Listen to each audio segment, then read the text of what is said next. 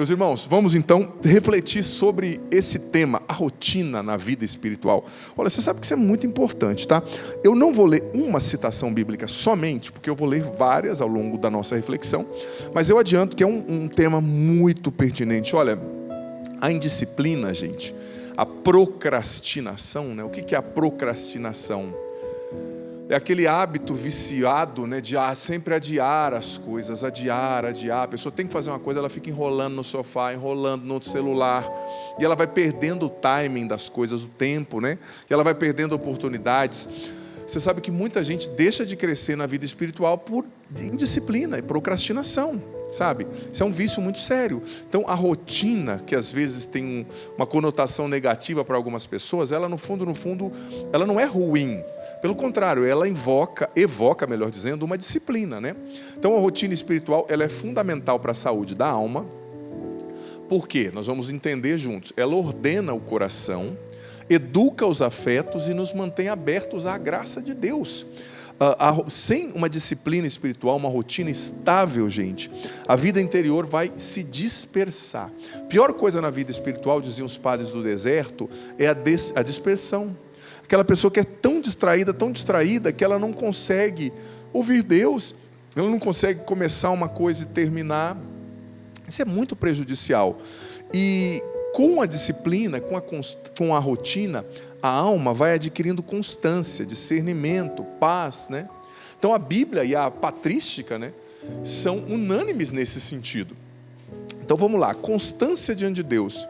Olha, a Bíblia não apresenta a vida espiritual como algo ocasional, gente, mas como uma perseverança fiel que a gente precisa adquirir em cada dia. Por exemplo, no Salmo 1, versículos 1 e 2 diz assim: feliz a pessoa que tem o seu prazer na lei de Deus e a medita dia e noite sem cessar. E quando a gente pensa em meditação constante, né, meditar dia e noite sem pensar, isso evoca o quê? Isso evoca disciplina. É um sinal de uma alma enraizada, a meditação constante. É uma alma que se decidiu por Deus e que prioriza o seu tempo com Deus, o seu tempo com aquilo que é essencial, né? A meditação constante é um sinal de maturidade espiritual. A alma que sempre está se lembrando de Deus, mas para isso é preciso ter perseverança, né? A vigilância supõe uma prática diária, essa meditação constante, né? Uma prática diária, sabe? E quando a gente olha para a vida de Jesus, que é o nosso modelo, né? A gente vê que a vida de Jesus é permeada por essa disciplina espiritual, pela rotina espiritual. Por exemplo, Marcos 1,35 diz que, de madrugada, quando ainda estava escuro, Jesus se levantou, saiu e foi a um lugar deserto para rezar. E a Bíblia não diz só que Jesus fez isso uma vez, mas essa era uma prática constante, né? Era uma parte estrutural da vida de Jesus. Lucas 22,39 diz: Jesus saiu segundo o seu costume para o Monte das Oliveiras para rezar. Então, quando você pega essa palavra do grego, segundo o seu costume, do grego com o qual o Novo Testamento foi escrito, katato etos, revela que Jesus tinha um hábito estável, né? Um hábito espiritual estável de frequentemente sair para rezar, né? Então Jesus era um homem de oração. Ele priorizava os seus momentos com o Pai. E o próprio Jesus disse no Evangelho de João, capítulo 15, versículo 5, sem mim nada podeis fazer. E nada quer dizer nada, sem oração, sem estar na presença de Deus.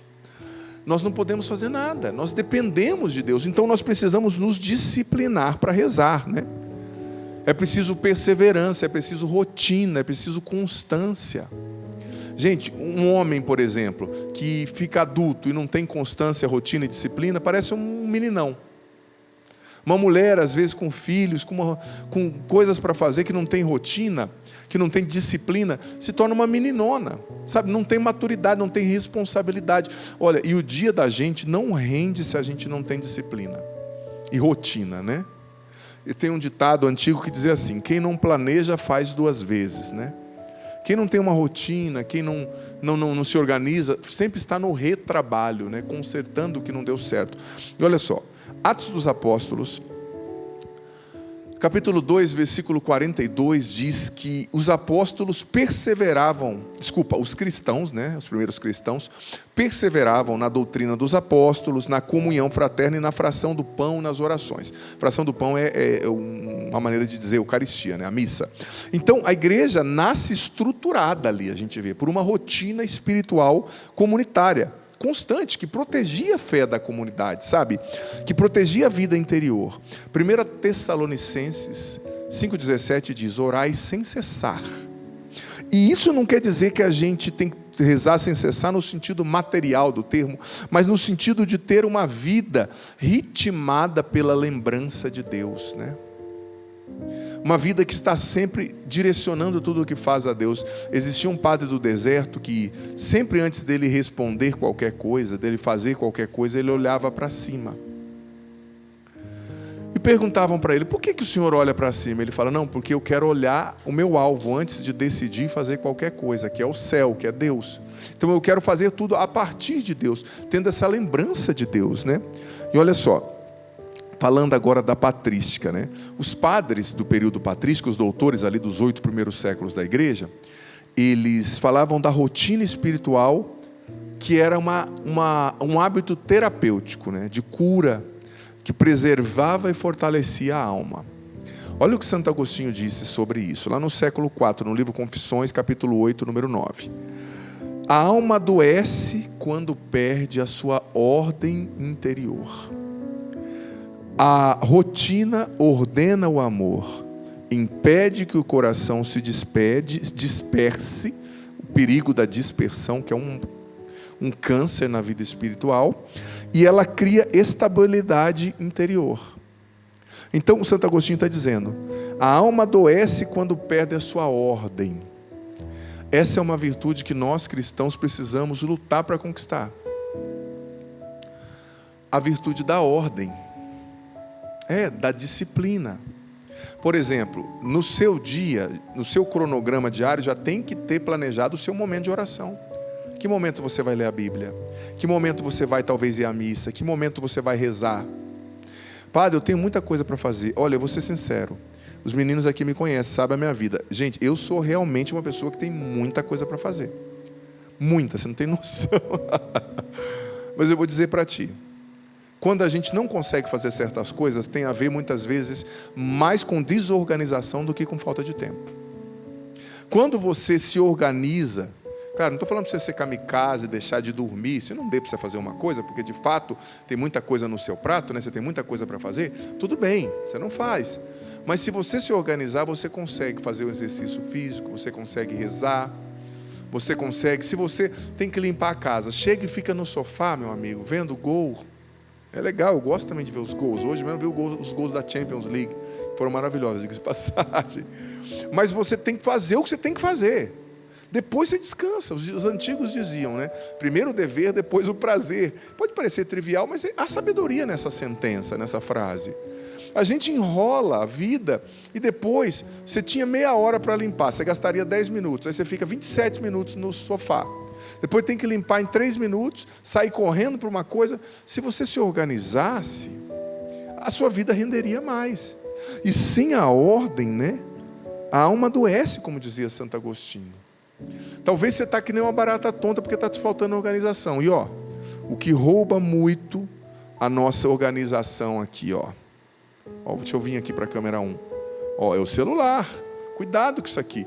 Você sabe que nas redes sociais eu estudo isso. Eu estou fazendo mestrado, né? Estou já escrevendo a minha tese. Estudo bastante isso. Você sabia qual que é o dinheiro, o capital na rede social? É você. Quanto mais você fica, mais eles ganham, porque eles ganham pelos anúncios. Então, os videozinhos de 30 segundos são feitos para fazer você ficar lá. Para fazer você perder tempo, para roubar a sua atenção. Às vezes não é nem futilidade, são assuntos interessantes. Como cuidar da casa, como cuidar do filho, como aprender aquilo. Mas será que você precisa saber de tudo? Todos os assuntos interessantes? E cada vez mais a rede social está bem feita em uma engenharia técnica muito grande, ali, lúdica, né? Também cognitivo, comportamental, para fazer você ficar ali, mas você tem que se organizar. Você precisa fazer um exercício físico, você precisa rezar, você precisa ter tempo de qualidade com quem é importante para você, a sua esposa, o seu esposo, seus filhos. E olha, talvez não seja 2 horas que você tenha para fazer exercício, mas se você conseguir 40 minutos por dia, 50, já é maravilhoso.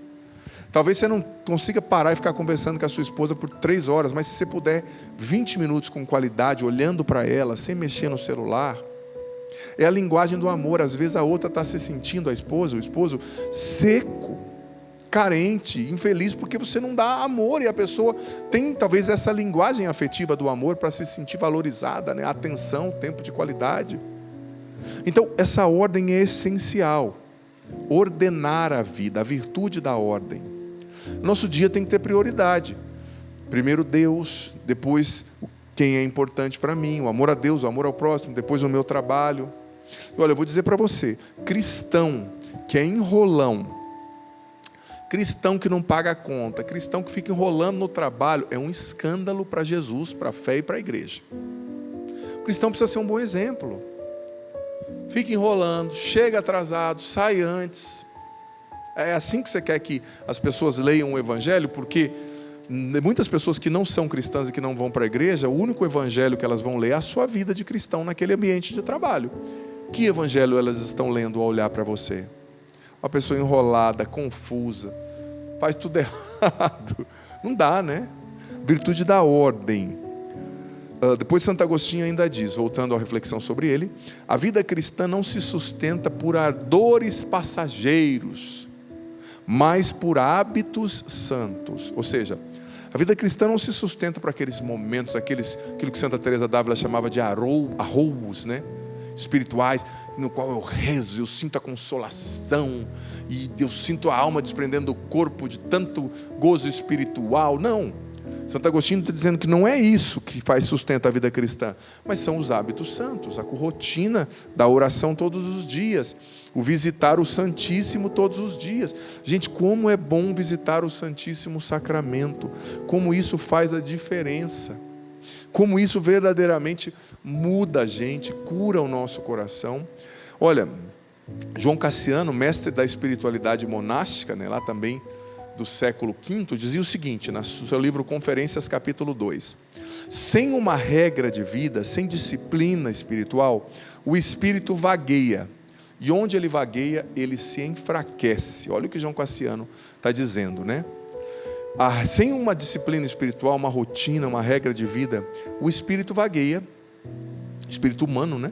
E onde ele vagueia, ele vai se enfraquecendo. Então, João Cassiano ainda afirma, a rotina espiritual não aprisiona, ela liberta a mente da instabilidade, ela cria espaço para a ação da graça de Deus, né? Hoje, vamos pensar no seu dia hoje, eu no meu dia. Quantos minutos você rezou? Você leu a Bíblia? Você visitou o Santíssimo? Você rezou um terço? Você parou para falar com Deus? Depois você fala, Deus não me abençoa, eu não tenho sabedoria para lidar com os problemas. Meu amigo, minha amiga, sabedoria não está em você, não está em mim, ela está em Deus. Se você não rezar e não falar com Ele, você não vai ter sabedoria. Você quer receber os benefícios de Deus, mas você não quer ter amizade com Ele? A vida espiritual é um relacionamento, é preciso cultivar intimidade com Deus. Não é só ter momentos vagos de oração, mas é intimidade com Deus, né? Então, se estruture. E amanhã, como é que vai ser a sua vida? Comece rezando se você tem dificuldade. E existem muitas coisas que nos ajudam. Por exemplo, tem pessoas que têm dificuldade de ler a Bíblia. Você pode acompanhar o Evangelho todos os dias no canal da Canção Nova, no meu canal. Eu fiz o ano passado o projeto Leia a Bíblia Inteira comigo em 1 ano. Você pode entrar lá na playlist, começar cada dia, você vai ver um vídeo por 365 dias, através dos quais você vai entender a Bíblia inteira. Tem muitas formas de te ajudar, mas também não fica dependendo. Desenvolva a sua rotina espiritual.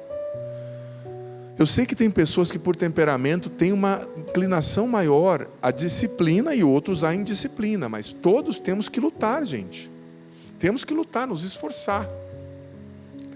Santo Antão do deserto, né? Padre do deserto, olha o que ele dizia. A repetição gera profundidade. A repetição. Tem gente que não gosta da repetição e acha que é monotonia, mas nem sempre a repetição é monotonia. Os antigos diziam, né? Repetitio mater scientiae. A repetição é a mãe do aprendizado, né? Da sabedoria, do conhecimento.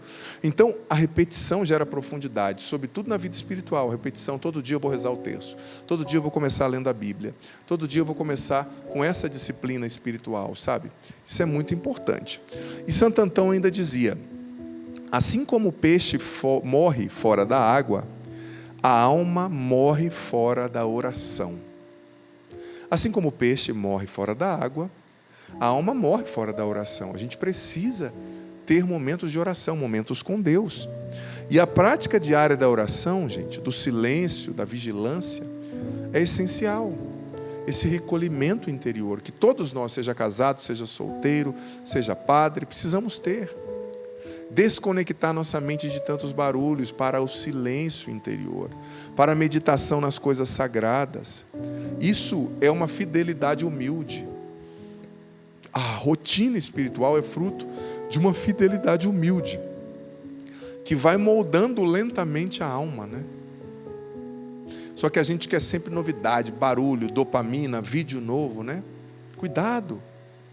Santo Antão também dizia, os padres do deserto em geral diziam, permanece na tua cela, e ela te ensinará tudo, né? Porque os monges ficavam numa cela, e havia a tentação da dispersão, de sair daquela cela, de andar para todo lado, e os padres, mestres espirituais diziam, permanece na sua cela.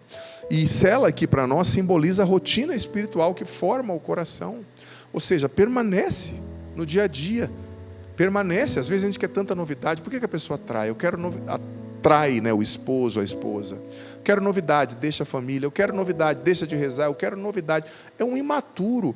Permanece na tua cela, fica na rotina, sabe? Comendo arroz com feijão do dia a dia, degustando a rotina, cuidando do seu filho, cuidando da sua casa, dando sentido espiritual para tudo isso.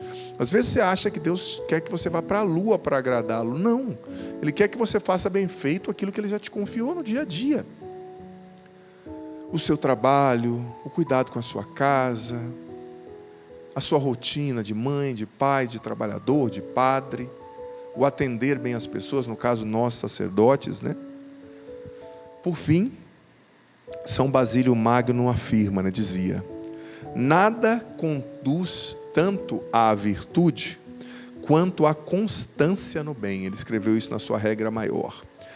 Nada conduz tanto à virtude, São Basílio Magno, quanto à constância no bem. A constância no bem da oração, a constância no bem da rotina espiritual, do acordar cedo para rezar o terço, para ler a Bíblia, a rotina, a constância no visitar o Santíssimo. Você sabe que a minha vida só espiritual, só de fato se tornou grande, se tornou assim consistente, quando eu comecei a desenvolver essa rotina espiritual. Lá ainda como um jovem na minha cidade, no Paraná, visitando o Santíssimo Sacramento, rezando o terço todo dia, fazendo o estudo bíblico. Às vezes eu não tinha 3 horas para tudo isso, mas o tempo que eu tinha, eu tentava fazer com qualidade. E isso vai moldando a nossa alma lentamente, vai nos dando, sabe, maturidade, uma sabedoria. Como é que você vai querer ter respostas sábias se você não convive com Deus, que é a sabedoria, né? Então, para São Basílio Magno, a rotina espiritual educa a vontade, né?